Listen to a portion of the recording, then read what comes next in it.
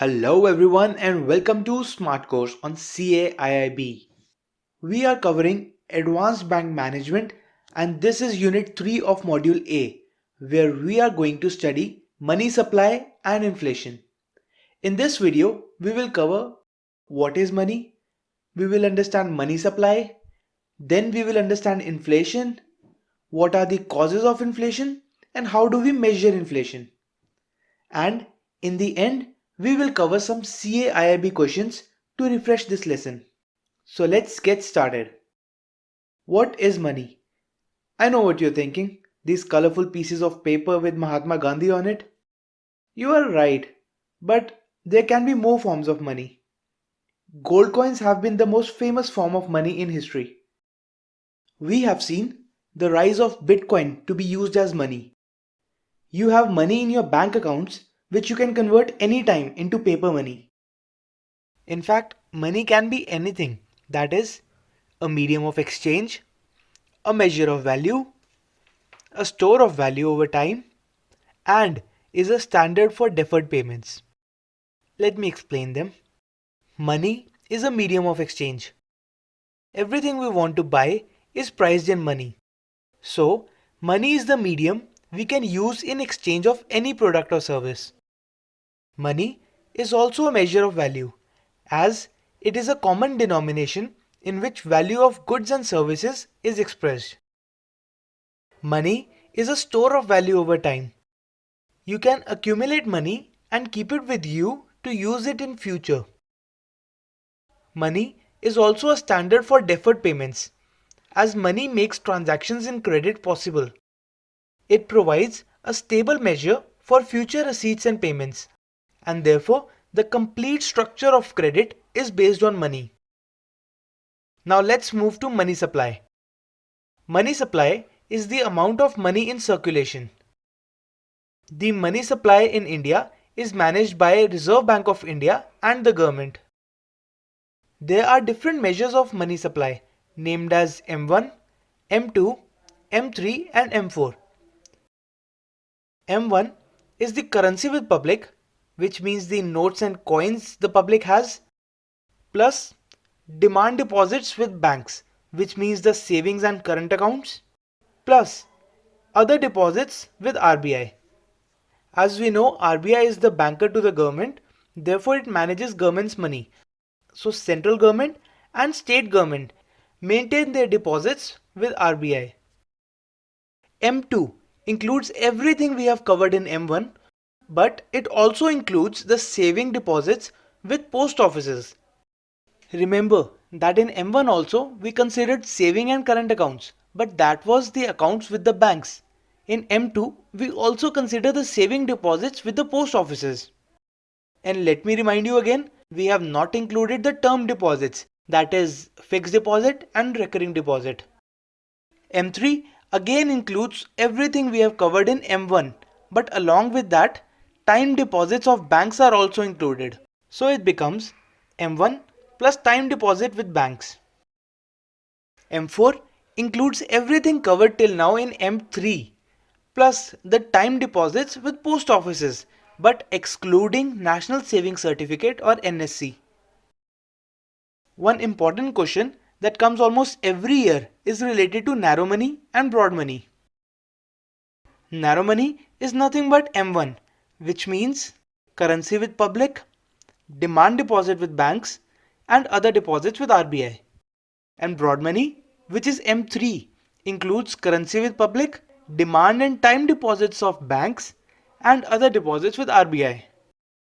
Please note, money supply is a very important topic and a lot of questions has been asked from this part. So please make sure that you either take a screenshot or watch this part at least 3 to 4 times so that you don't forget different types of money supply measures. Now we will move to inflation. Have you ever wondered why prices of most of the products increase every year? That's inflation. Inflation refers to general increase in prices of goods and services over a period of time. Inflation can also be described as fall in purchasing power. As if you had 50 rupees a few years ago, you could have bought 2 of such milk packets. But today, With the same 50 rupees note, you can only buy one. Let's discuss the causes of inflation.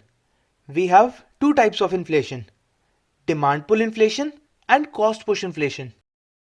Demand pull inflation is the type of inflation that comes when there is a sudden increase in demand of a product. A recent example of such demand pull inflation is the sudden rise in the price of face masks around the world because of the corona outbreak. Because of such huge demand, these masks were selling as high as 10 times of their original cost. Then there is cost push inflation. This happens when the prices rise because of the rise in input cost of a product. Like if petrol prices rise, cost of all derivative products, for example this plastic bottle, will rise. Now let's find out how do we measure inflation. First is consumer price index, which reflects changes in retail price levels of goods that are purchased by households. The inflation targeting of RBI is also based on CPI inflation. CPI is released monthly by Central Statistics Office. Wholesale price index reflects changes in prices at wholesale level. WPI is also released monthly, but it is released by Ministry of Commerce and Industry. GDP deflator is a comprehensive measure of prices of all domestically produced final goods and services. While CPI and WPI consider a limited number of goods called the basket of goods, GDP deflator considers price rise of all goods in an economy. Now, let's talk about some other important terminologies related to inflation. First is core inflation, which refers to inflation which does not include price movement of food and fuel. Many experts look at core inflation because prices of food and fuel are very volatile and therefore do not give a clear picture of price changes. Second is headline inflation, which is simply inflation which includes food and fuel prices. So core inflation plus price movement of food and fuel gives us headline inflation. Third is deflation. It is the opposite of inflation and therefore it is a condition when prices in an economy decrease over time.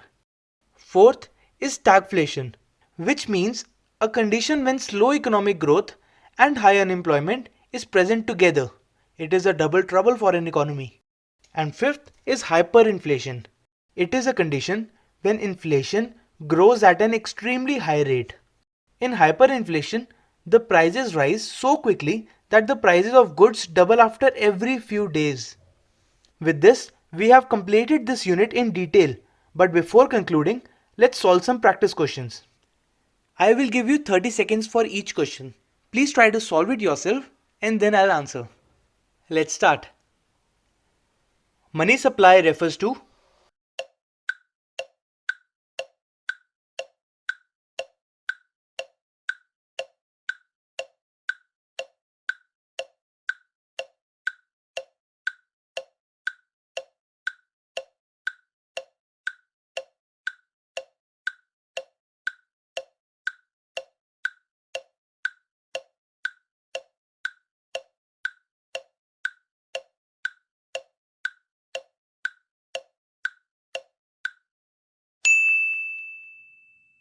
the amount of money in circulation.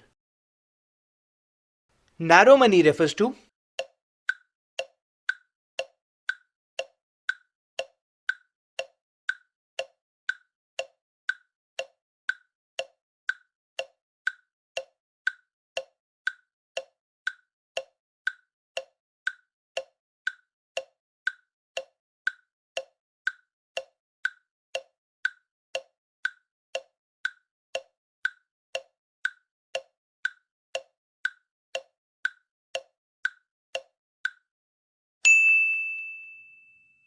currency with public plus demand deposits plus deposits with RBI.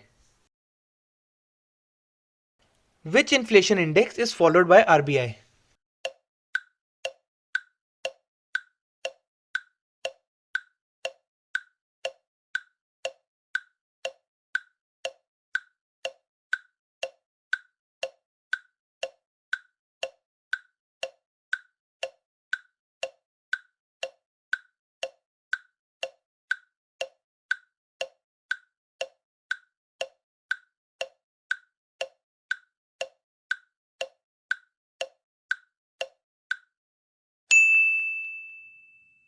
It is CPI, Consumer Price Index.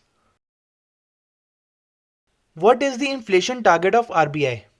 We know that in India, RBI is responsible to maintain a specific rate of inflation. So what is that target? Do you know the answer? Well, write down the answer in comment section and I will tell you the correct answer. That's it for today.